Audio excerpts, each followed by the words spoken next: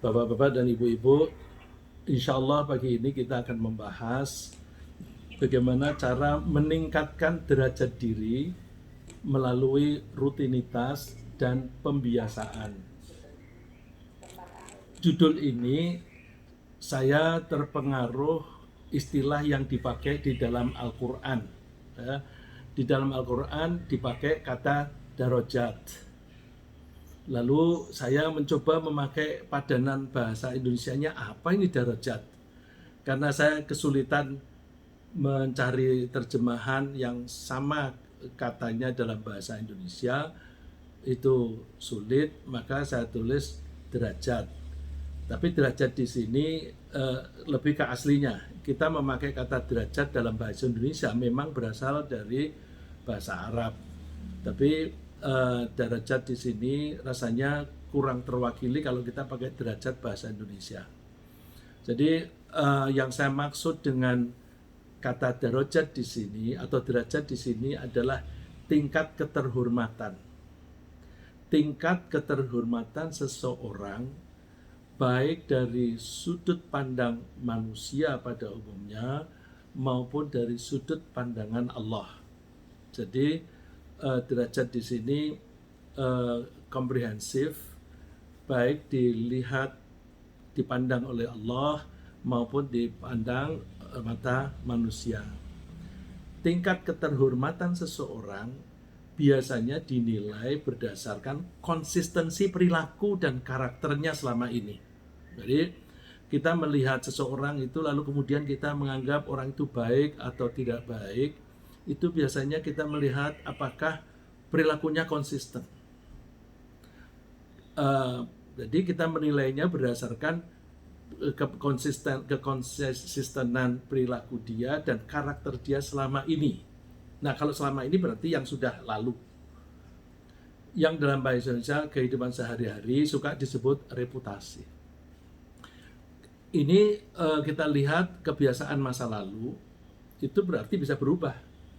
Kalau sekarang seseorang yang reputasinya sudah bagus, kemudian hari ini melakukan perilaku yang berbeda dengan biasanya, maka reputasi itu menjadi ambruk. Oleh karena itu kita mesti hati-hati. Reputasi itu membangunnya berpuluh-puluh tahun, tapi ambruknya bisa hanya dalam sekejap. Bukan hanya dalam satu hari, sekejap saja bisa hilang. Ya. Dengan kata lain, derajat seseorang itu dinilai sesuai dengan perilakunya, sebagaimana Allah berfirman, walikullin darajatum mimma amilu waliyuwaffiyahum a'malahum wahum la yudhlamun. Dan bagi masing-masing mereka di sini manusia, derajat menurut apa yang telah mereka kerjakan, dan agar Allah mencukupkan bagi mereka balasan pekerjaan-pekerjaan mereka, sedang mereka tidak dirugikan. Jadi artinya derajat seseorang tinggi atau rendah itu sesuai dengan apa yang mereka lakukan. Allah tidak menambahi, tidak mengurangi. Cuma mungkin yang perlu kita pahami, kadang-kadang seseorang tidak mendapatkan hak yang mestinya layak dia terima di dunia ini, tetapi Allah akan memberi kompensasi di akhirat, sehingga akhirnya derajat itu sesuai dengan apa yang dilakukan oleh setiap orang. Perilaku yang bisa mengangkat derajat seseorang adalah tindakan-tindakan yang sudah menjadi rutin dan kebiasaan. Di sini saya membedakan antara rutin dan kebiasaan. Nah, ketika saya membedakan kata rutin dan kebiasaan, nah ini saya terpengaruh istilah yang ada di dalam psikologi. Ini kalau ada Bu Nina, dua-duanya Bu Nina Maharsi atau Bu Nina Insania, tolong kalau saya salah dikoreksi, karena saya menyebut kata rutin, rutinity, dan kebiasaan atau habit. Oleh karena itu kita perlu tekun membangun rutinitas dan kebiasaan yang baik agar kualitas kepribadian kita makin hari makin baik dan kita menjadi orang yang terhormat baik di hadapan Allah maupun di mata manusia. Ya, jadi terhormat karena amal baik yang rutin. Allah berfirman, wa min ayatihi wa may ya'tihi mu'minan qad 'amilas sholihati faulaika lahumud darajatul ula. Lagi di sini kata yang dipakai oleh Allah ad-darajat. Dan derajat di sini uraian ayat berikutnya itu lebih ke akhirat. Tapi kita bisa buktikan bahwa orang kalau yang di akhirnya itu derajatnya tinggi, insya Allah di dunia pun juga tinggi. Terjemahannya, dan barang siapa datang menghadap kepada Tuhannya dalam keadaan beriman, lagi sungguh-sungguh telah beramal soleh. Beramal soleh itu berperilaku yang wajar selama hidupnya, maka mereka itulah orang-orang yang memperoleh tempat-tempat yang tinggi. Tinggi di sini kiasan artinya mulia. Tapi bisa juga tinggi di sini di surga yang levelnya tinggi. Jadi rutinitas dan kebiasaan adalah kunci dari kekonsistenan perilaku. Sedang perilaku yang konsisten adalah kunci keberhasilan mencapai suatu tujuan tertentu. Yang kita bisa melihat misalnya anak-anak yang cerdas, IQ-nya sampai 150, 160, tapi dia tidak sukses karena dia tidak tekun. Tapi banyak orang yang IQ-nya 90, 100, 110, tapi sukses karena ketekunan. Jadi ketekunan itu penting sekali. Dengan kata lain, kesuksesan adalah hasil dari kebiasaan baik yang konsisten atau searah dengan tujuan tertentu. Nah, di sini konsisten itu mesti ada ukuran. Ukurannya apa? Tujuan. Tingkat keterhormatan semacam ini bisa berubah menjadi lebih tinggi atau lebih rendah bila perilaku dan karakter orang yang bersangkutan berubah menjadi lebih baik atau berubah menjadi lebih buruk. Dengan demikian, kalau kita ingin meningkatkan derajat atau tingkat keterhormatan diri kita, baik di hadapan Allah maupun di mata manusia yang lain, maka kita perlu membangun dan meningkatkan rutinitas dan kebiasaan yang baik dalam kehidupan sehari-hari. Suara meresap kemungkinan dari HP sini. Mohon maaf, ini istri saya datang katanya suaranya kurang jernih ya Pak, Ibu. Kemungkinan dari HP sini, karena punya orang-orang semua sudah muted. Ya, baik. Dalam konteks pembahasan kita hari ini, membangun dan memperbaiki kebiasaan kita sebut pembiasaan. Jadi, kalau kebiasaan itu yang mungkin kita tidak sengaja, tapi kita pembahasan pagi ini lebih menekankan pada pembiasaan agar ada kesengajaan. Ya, karena ada kesengajaan disertai dengan usaha mencapai tujuan tertentu. Ya, jadi pembiasaan di sini adalah kita sengaja membangun pekerjaan-pekerjaan yang berulang-ulang, tapi pekerjaan itu sejalan dan ke arah satu tujuan tertentu, dan kita fokus ke situ. Tadi saya singgung perbedaan antara rutinitas dan kebiasaan. Dua istilah itu berbeda kalau saya mencoba mempelajari psikologi. Rutinitas sama dengan kebiasaan, atau rutinitas adalah pekerjaan apapun yang biasa dilakukan secara teratur, baik berdasarkan waktunya maupun prosedurnya. Jadi kalau pekerjaan itu kita lakukan teratur dilihat dari segi prosedur, itu rutinitas, atau teratur dilihat dari segi waktunya, itu juga rutinitas. Misalnya, rutinitas meninggalkan rumah menuju ke tempat kerja setiap pagi jam 6. Jadi setiap jam 6 berangkat, itu rutinitas. Nanti akan kita ketahui bedanya. Kalau rutinitas itu keadaan apapun ya jam 6 berangkat. Nanti kalau kebiasaan itu ada triggernya. Ya. Contoh lain, setiap lewat tengah malam bangun untuk sholat tahajud. Nah, ini rutinitas. Setiap ada waktu longgar, membuka komputer dan menulis. Apakah itu menulis buku, menulis novel atau cerpen, tanpa menunggu munculnya mood. Ya. Banyak orang yang baru menulis kalau ada mood. Alhamdulillah saya dulu terbiasa dengan menulis tanpa memperhatikan mood. Moodnya apapun tetap nulis. Nah, itu sudah menjadi rutinitas. Jadi dalam rutinitas, tindakan-tindakan dilakukan secara teratur, baik dari segi waktunya maupun dari segi prosedurnya. Tidak ada suatu kejadian atau keadaan tertentu yang menjadi trigger.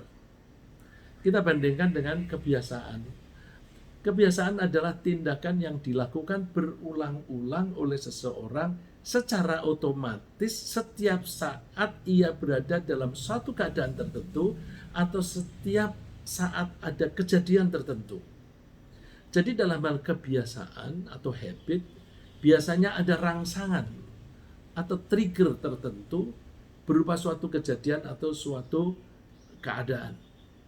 Misalnya begini, setiap saat dia tersandung, apakah tersandung batu atau apapun, tersandung itu adalah trigger. Lalu dia mengucapkan innalillahi wa inna ilaihi raji'un. Nah, itu kebiasaan, habit. Atau setiap tersandung bilang mengucapnya sialan. Coba kita lihat dua orang, yang satu ketika tersandung innalillahi wa inna ilaihi raji'un, dan satu lagi bilang sialan. Kira-kira derajatnya tinggian mana? Nah, kita membahas ini supaya kita bisa memilih. Aku memilih yang mulia. Ya. Misalnya lagi, setiap saat ada masalah datang, ya lalu banyak makan. Jadi kalau dia lagi stres begitu, makan lagi, jadi gendut. Atau ada orang yang setiap kali ada masalah dia ngerokok banyak-banyak. Nah, lebih buruk lagi, kemudian malah minum minuman keras. Ya. Contoh lagi, ini anak-anak biasanya, atau orang tua juga ada. Setiap ada tamu, kalau anak-anak lalu mengeluarkan mainan semua dikeluarin. Atau setiap kali ada tamu, dia merengek-rengek, minta duit. Karena tahu bahwa ibunya kalau ada tamu diganggu, udah daripada rewel, langsung kasih apa yang mintanya. Atau kalau misalnya orang dewasa, suka-suka setiap ada tamu, terus dikeluarkan barang-barang kenangan, souvenir yang ia beli di berbagai negara. Jadi dia beli souvenir bermacam-macam. Ini dari Argentina, ini dari Brazil, ini dari New York, untuk pamer bahwa aku pernah keliling dunia, dan seterusnya. Ya. Misalnya lagi, setiap melihat temannya membeli sesuatu yang berharga, ia minta suaminya untuk membelikan barang yang serupa atau yang lebih baik. Ini contoh yang saya sering ketemu teman-teman wartawan. Wah, tinggal di komplek wartawan nggak enak. Kenapa? Iya, itu istri-istri itu kalau ke salon itu kan di tempat yang sama. Lalu terus mereka cerita habis beli ini beli itu, terus istriku minta dibelikan yang sama. Itu itu habit. Jadi ringkasnya, kebiasaan adalah tindakan-tindakan yang biasa dilakukan seseorang secara otomatis. Otomatis itu tanpa dipikir, sebagai respon terhadap suatu kejadian atau keadaan tertentu. Ya, ini otomatisasi ini penting. Kalau kita ingin melihat aslinya seseorang, itu justru lihat otomatisasi ini. Ketika dia tersandung, ngomongnya apa itu? Ketika dia misalnya ada seseorang yang meninggal, apa yang dia katakan, dan sebagainya. Kejadian-kejadian yang semacam ini itu bisa kita pakai untuk mengukur sebenarnya dia itu orang kayak apa. Dengan demikian mudah sekali kita pahami bahwa kalau kita ingin lebih maju atau lebih tinggi kehormatan kita, salah satu jalan yang terbaik adalah memperbaiki rutinitas dan kebiasaan kita sendiri. Sedangkan rutinitas dan kebiasaan yang baik sangat disukai oleh Allah. Allah menyukai amal yang rutin, yang diulang-ulang. Ibu Aisyah radhiyallahu anha bercerita, Rasulullah SAW suatu saat ditanya, Ayyul a'mali ahabu ilallah, amal mana atau perilaku mana yang paling disukai oleh Allah?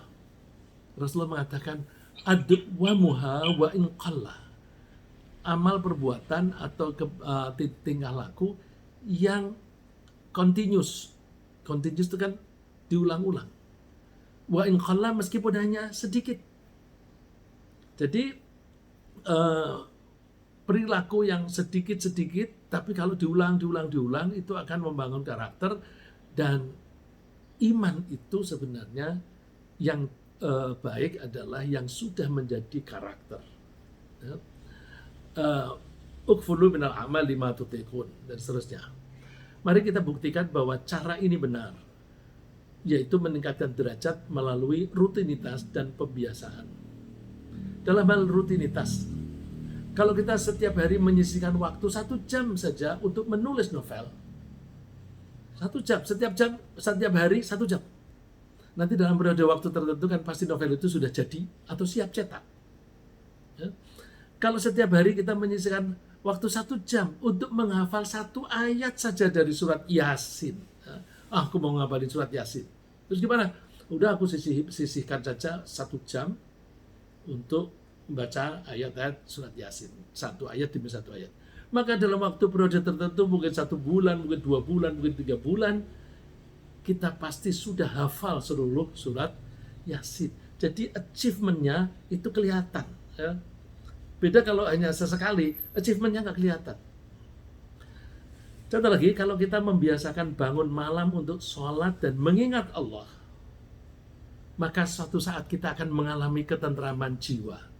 Ya, ini saya ambil contoh tadi, contoh-contoh yang konkret, yang bisa kita lihat, kita buktikan, novelnya jadi. Terus saya bawa kepada yang lebih abstrak, menghafal surat Yasin. Ya, lebih abstrak lagi, orang rajin sholat malam, lalu jiwanya makin hari makin tentram. Ya, saya ingat saya di Semarang naik taksi, Bluebird. Dia cerita dulu pernah menjadi pengusaha yang omsetnya besar, miliaran. Terus dia menjadi sopir taksi Bluebird. Dia cerita suatu saat bangkrut, lalu dia down sampai 9 bulan, doing nothing karena stres tadi. Terus dia katanya dia bisa bangkit kembali setelah rajin sholat malam. Dengan rajin sholat malam, jiwanya makin tenang, stresnya hilang, terus dia bisa bangkit, meskipun penghasilannya terbatas, tapi jiwanya tentram dan ternyata cukup gitu.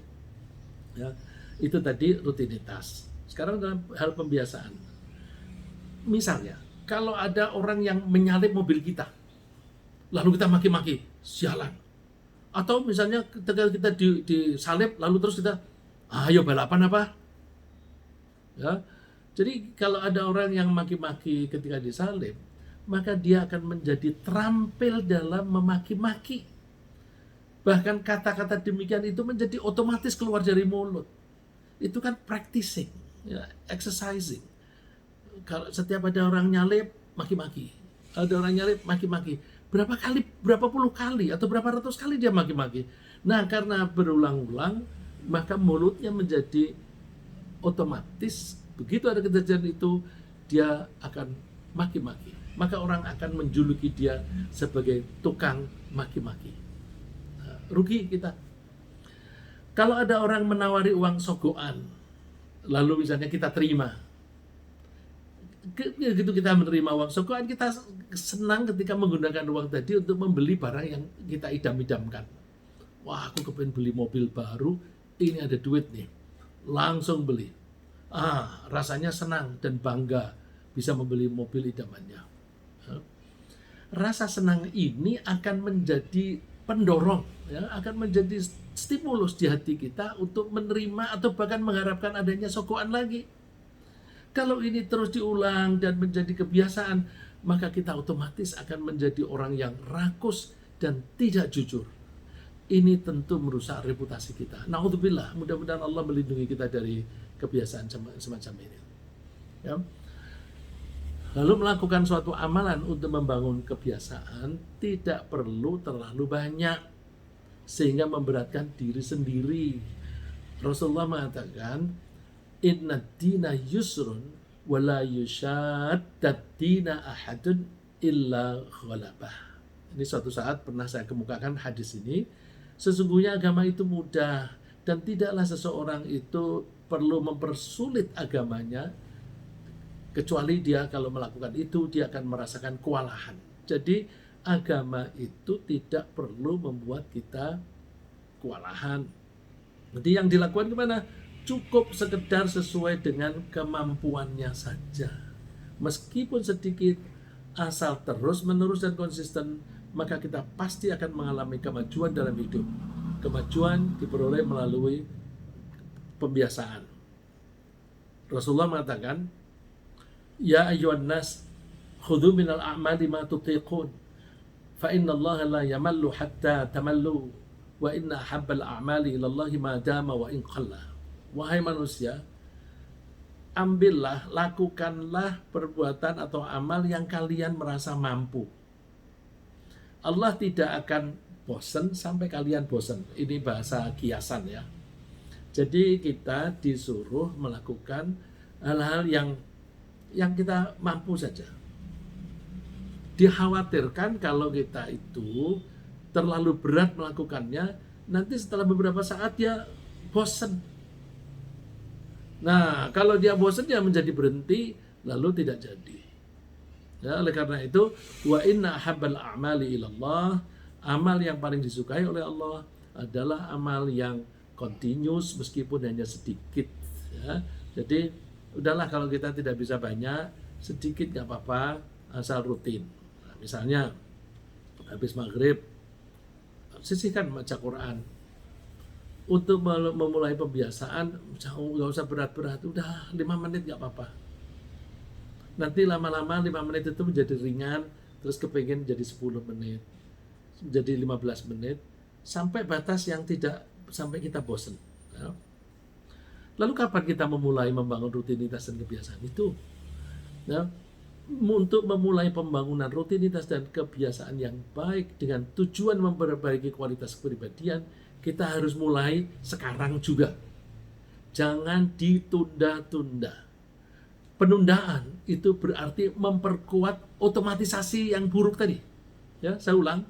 Kalau kita menunda-nunda pembiasaan yang baik, maka yang masih berlaku adalah kebiasaan buruk.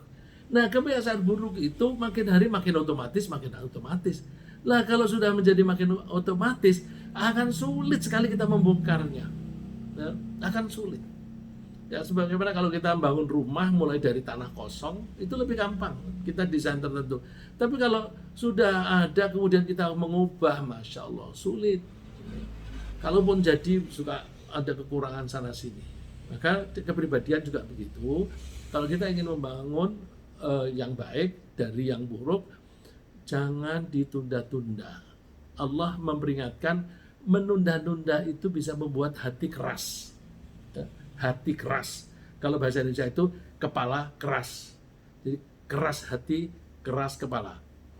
Allah berfirman di surat Al-Hadid, "Alam ya'ni lil ladzina amanu an takhsha'a qulubuhum li dzikrillahi wa ma nazala min haqqi wa la yakunu kal ladzina utul kitaba min qablu fatala 'alaihimul amad faqasat qulubuhum wa katsirun minhum fasiqun." Ini ayatnya panjang. Saya mau memotong susah karena mengait antara awal dan akhir ayat itu kuat, jadi saya cantumkan semuanya. Belumkah datang waktunya bagi orang-orang yang beriman untuk tunduk hati mereka mengingat Allah? Jadi kalau dikatakan belumkah datang waktunya, artinya sekarang, ayo gitu. Ya, untuk tunduk hati mereka mengingat Allah dan kepada kebenaran yang telah turun kepada mereka. Dan janganlah mereka seperti orang-orang yang sebelumnya telah diturunkan Alkitab kepada mereka.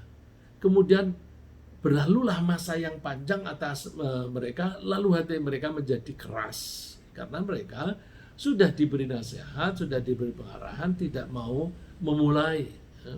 Dan kebanyakan di antara mereka adalah orang-orang yang fasik. Orang yang fasik itu adalah orang-orang yang suka melanggar peraturan. Mari kita bahas berikutnya bagaimana cara membangun rutinitas dan pembiasaan yang baik. Pertama, tentukan tujuan akhir hidup kita. Ya, ini saya mengulang-ulang dengan tema apa, seringkali saya menyebut tentukan tujuan, the purpose of life.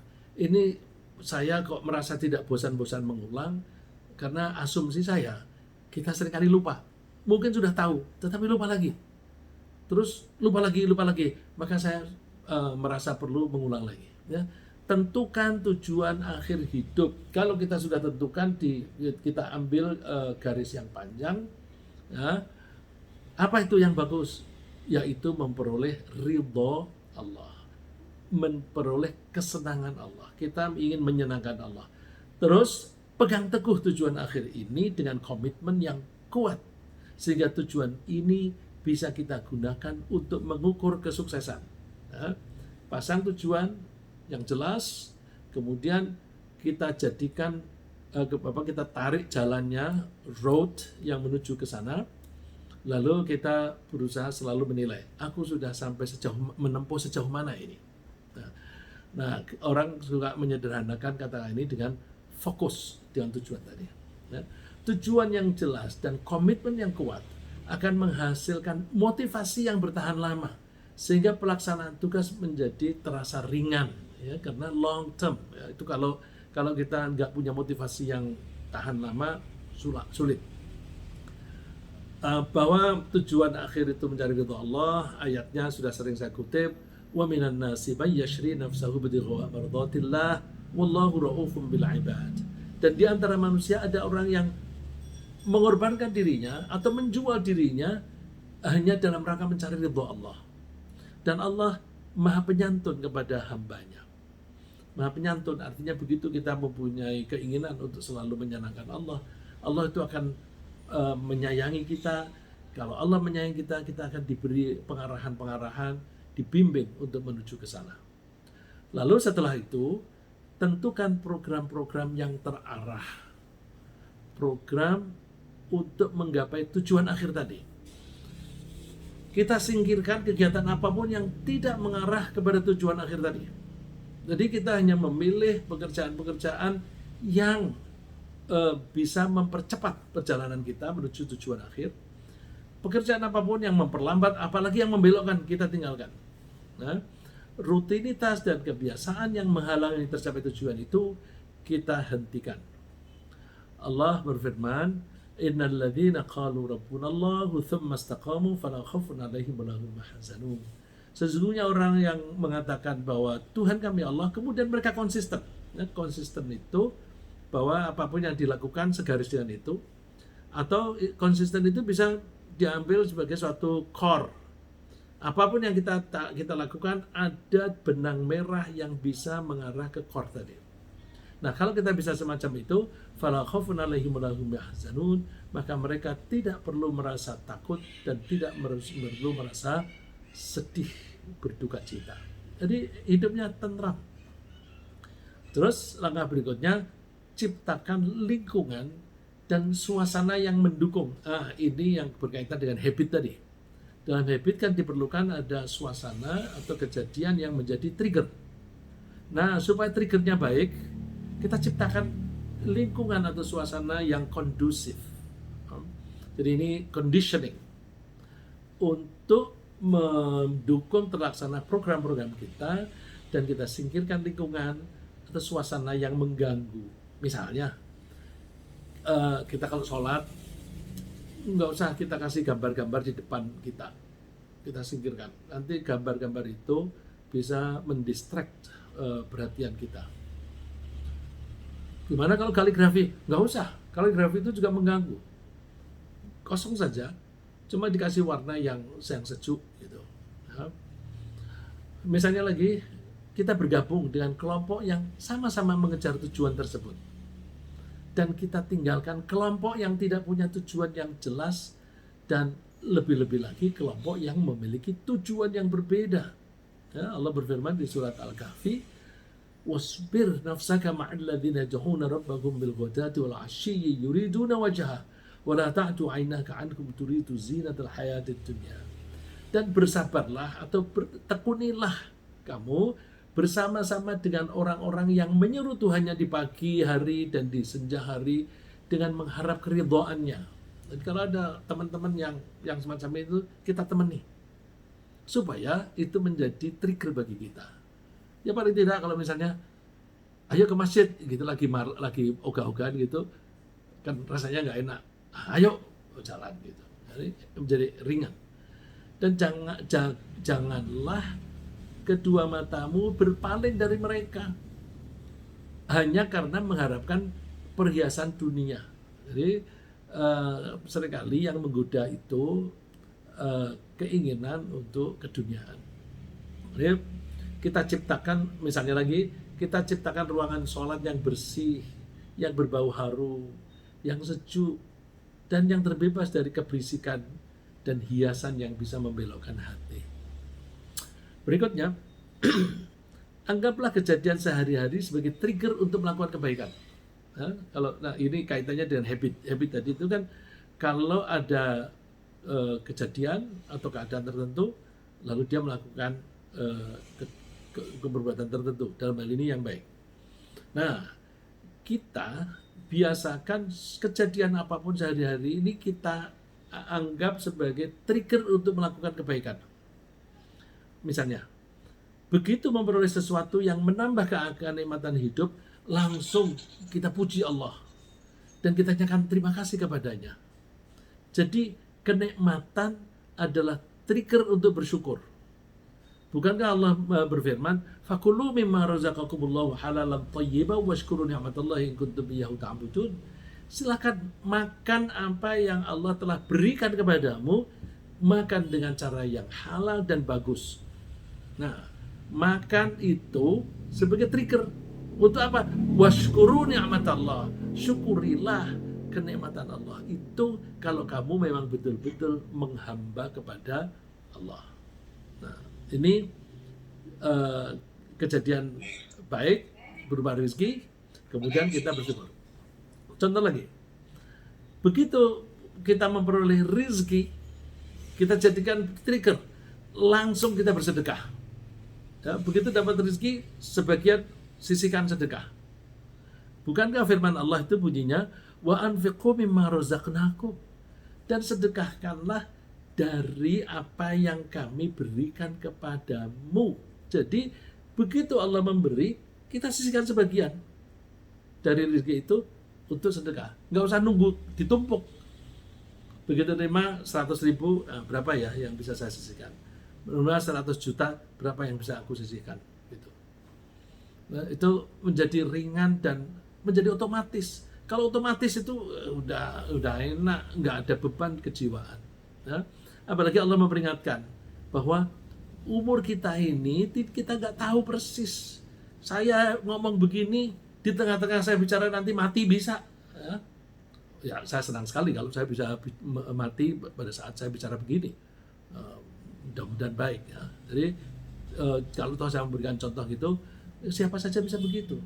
Oleh karena itu Allah berfirman, bersedekahlah kamu, sedekahkan sebagian dari yang aku berikan padamu sebelum sekalian kedatangan kematian. Nanti kalau sudah datang kematian, dia akan mengatakan, Rabbi laula akhartani ila ajalin qarib. Tuhan, tundalah sedikit saja ajalku. Supaya apa? Fa'asaddaq wa akum minas sholihin, agar aku bisa bersedekah dan aku menjadi orang yang solih. Kenapa di sini yang dipilih sedekah? Karena sedekah itu yang paling gampang. Kalau Tuhan berilah saya 1 menit untuk sholat 1 menit nggak cukup. Tapi kalau sedekah setengah menit cukup. Itu buah yang ada di situ kasihkan sana misalnya, atau langsung kita berikan kepada orang, atau bahkan sekarang ini langsung kita ngetik di HP, transfer ke sana. Itu dalam waktu kurang dari 1 menit udah bisa. Makanya seringkali orang itu minta ditunda itu supaya bisa bersedekah. Apalagi kita ini mencari penghasilan itu kan untuk bekal. Nah, bekal ini sampai kapan kita tidak tahu. Nah, kalau tahu bahwa ternyata besok aku meninggal, besok hari Kamis, sekarang kok aku masih punya banyak, berarti selama ini aku bekerja terlalu banyak perolehan saya. Harus kemudian baru karena ini sisa nih, karena sisa diberikan sana, berikan sana. Misalnya ini itu jadikan masjid, itu jadikan pesantren dan sebagainya. Nah itu kalau harta itu enak. Nah mumpung belum datang ajal. Ya. Satu lagi, begitu menghadapi kejadian yang dianggap buruk. Nah kalau tadi kan yang enak itu kejadian baik, dapat rezeki ya. Bagaimana kalau kejadian buruk? Begitu menghadapi kejadian yang dianggap buruk oleh semua orang, misalnya kehilangan sesuatu, itu kan kebanyakan orang menganggap itu buruk. Segera nyatakan bahwa segala sesuatu itu memang datangnya dari Allah. Aku saja ini dari Allah, milik Allah. Apalagi duit saya, apalagi nyawa saya, apalagi istri saya, suami saya, itu semua milik Allah. Kalau itu milik Allah, ya suka-suka Allah mengambil kembali. Oleh karena itu, kalau kita meyakini itu, begitu ada kejadian, misalnya kehilangan sesuatu, itu kita musibah itu kita anggap menjadi trigger untuk kembali kepada Allah. Ya, di ayatnya bunyinya, alladzina idza asabathum musibatun qalu inna lillahi wa inna ilaihi raji'un. Orang-orang yang baik itu ketika mereka tertimpa musibah, mereka mengatakan kami ini memang milik Allah dan kami atau kita akan kembali kepada Allah. Tapi seringkali orang itu hanya pakai lip service saja, lesannya aja, innalillahi wa inna ilaihi raji'un, tapi hatinya nggak ke sana. Jadi kita hayati bahwa ya memang semuanya ini milik Allah, diambil lagi oleh Allah, terserah Allah, aku nurut. Misalnya lagi dalil yang yang berikutnya, begitu diperlakukan buruk oleh seseorang, kita diperlakukan buruk oleh seseorang itu trigger. Segera respon dengan ucapan dan tindakan yang baik. Jadi responlah keburukan dengan kebaikan. Allah memuji orang-orang itu, wa yadra'una bil hasanatis sayyi'ah ulaika lahum uqbaddar. Mereka menolak kejahatan dengan kebaikan. Orang-orang itulah yang mendapat tempat kesudahan yang baik. Jadi orang baik itu, orang Islam yang baik, diperlakukan baik, responnya baik, diperlakukan buruk, responnya juga baik. Hati-hati, jangan sampai kepribadian kita menjadi buruk ketika ada orang berlaku buruk. Ada orang maki-maki kita, terus kita balas maki-maki. Lalu kok kamu jadi berubah menjadi orang yang suka mencaci? Loh, dia maki-maki, biarin aja dia maki-maki. Itu kelakuannya dia, reputasinya dia. Tapi kita jangan terbawa, reputasi kita jangan terbawa. Oleh karena itu, kita biasakan, ini harus membiasakan diri. Kalau kita masih ada rasa egoisme, masih egoistik, susah. Ya? Kalau kita ingin merespon kejahatan dengan kebaikan, itu egoisme kita harus dihilangkan, harus ditekan. Tanpa menekan itu tidak mungkin. Nanti alasannya kan habis dia begitu. Ya iya, berarti kamu tidak mempunyai kepribadian yang kuat. Karena dimaki-maki begitu saja kamu sudah naik pitam. Ya. Misalkan gini, begitu disapa oleh seseorang dengan cara yang tidak baik, jawablah dengan tutur kata yang baik. Ya. Sapaan buruk dibalas dengan sapaan yang baik.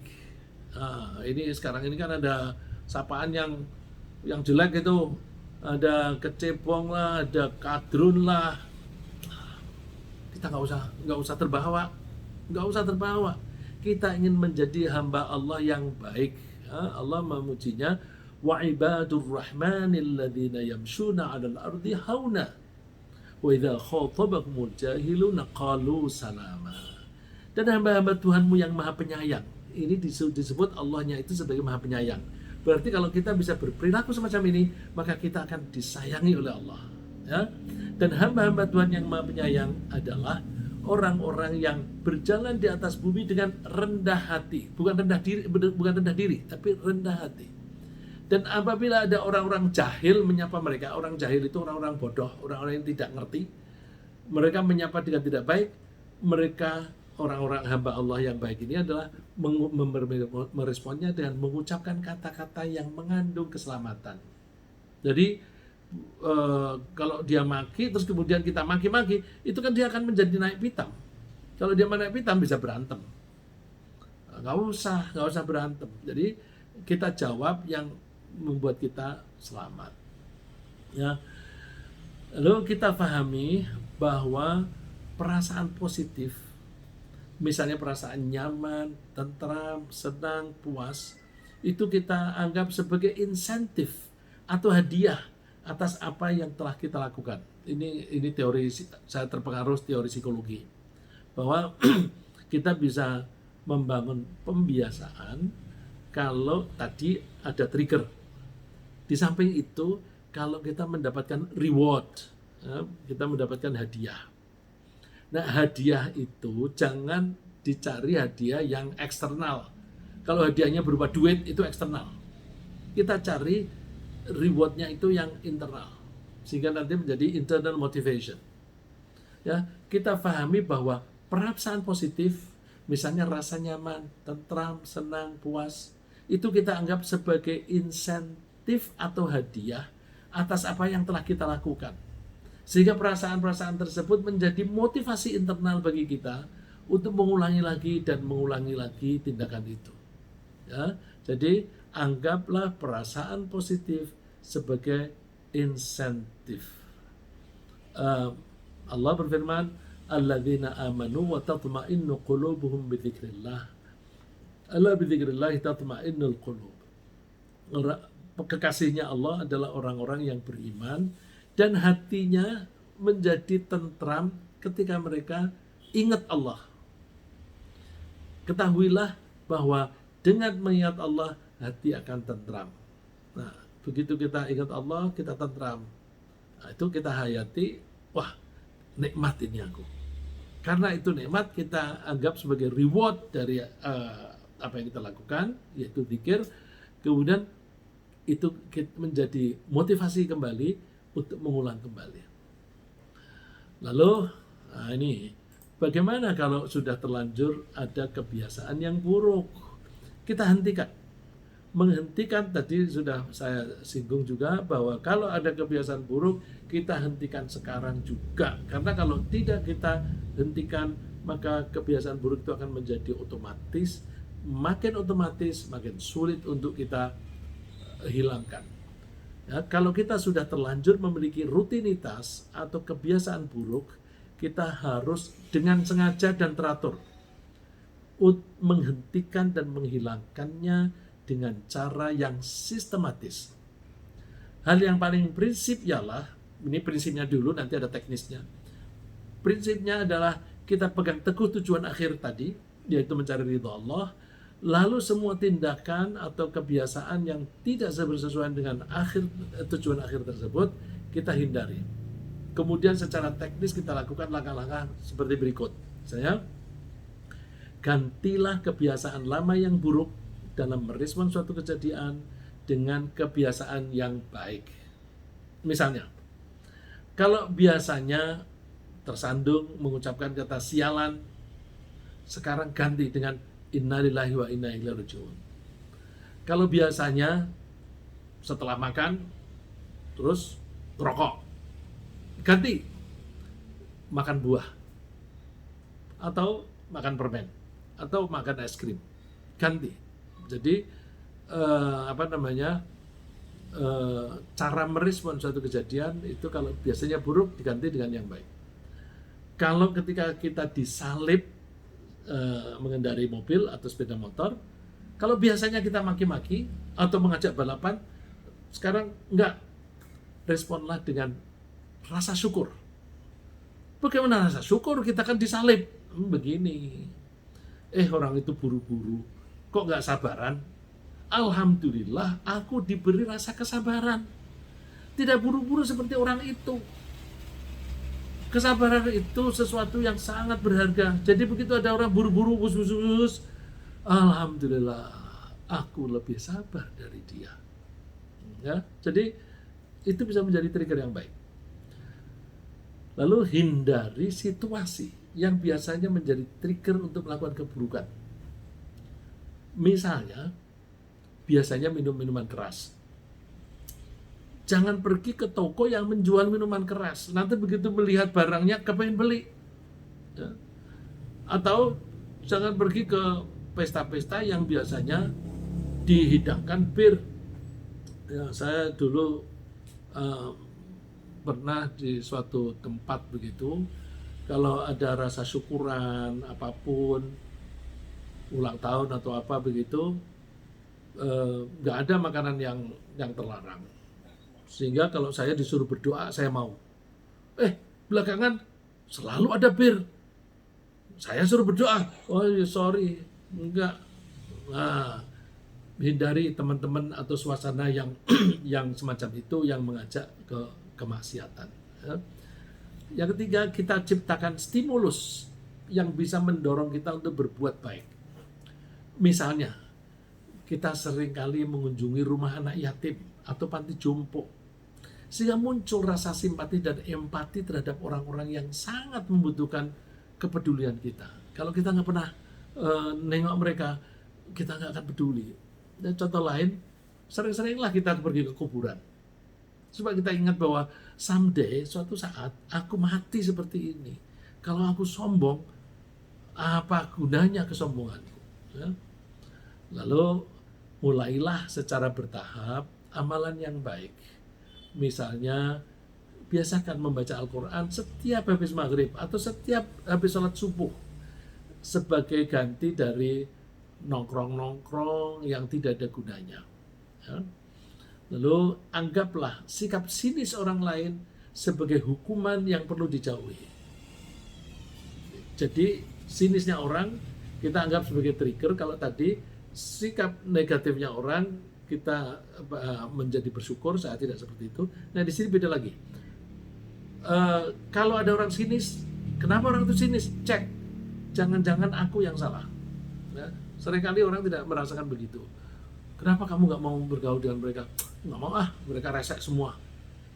Loh, kalau semua resek, itu bukan salah mereka, salah kita. Kita telah berperilaku yang tidak baik sehingga mereka memperlakukan kita tidak baik. Jadi sikap sinis orang lain itu kita jadikan trigger untuk menghindari keburukan. Contoh yang paling gampang yang kelihatan mata, misalnya ada orang merokok, terus langsung ada orang yang menyingkir, meringkirkan sambil mukanya sinis gitu. Nah, jadikan itu trigger untuk melakukan kebaikan, membiasakan yang baik. Stop. Ini ternyata tidak baik. Berhenti. Aku tidak mau merokok lagi, tidak mau menyakiti orang lain. Baik, ini kita sudah bicara jauh. Ringkasnya kira-kira bahwa derajat kehormatan seseorang itu sesuai dengan rutinitas dan kebiasaan kita sehari-hari. Cara membangun rutinitas dan kebiasaan yang baik, pertama, tentukan tujuan akhir hidup. Kemudian susun program-program yang terarah. Ciptakan lingkungan yang mendukung, terus anggap kejadian sebagai trigger kebaikan. Lalu, anggaplah perasaan positif yang ada di dalam diri kita sebagai insentif bagi kita untuk mengulangi lagi. Kalau kita sudah terlanjur mempunyai kebiasaan yang buruk, maka kita latihan menghentikan itu. Misalnya, cara merespon kejadian itu kita ganti. Kalau dulu meresponnya negatif, sekarang positif. Hindari hal yang mendorong kepada keburukan, ya, trigger kita hindari. ciptakan stimulus untuk berbuat baik. Mulailah kebiasaan baik secara bertahap sekarang juga. Lalu anggap sinis orang lain sebagai hukuman agar kita meninggalkan kebiasaan buruk tadi. Saya kira begitu, mudah-mudahan bermanfaat. Kalau ada pertanyaan atau komentar, silahkan. Assalamualaikum warahmatullahi wabarakatuh.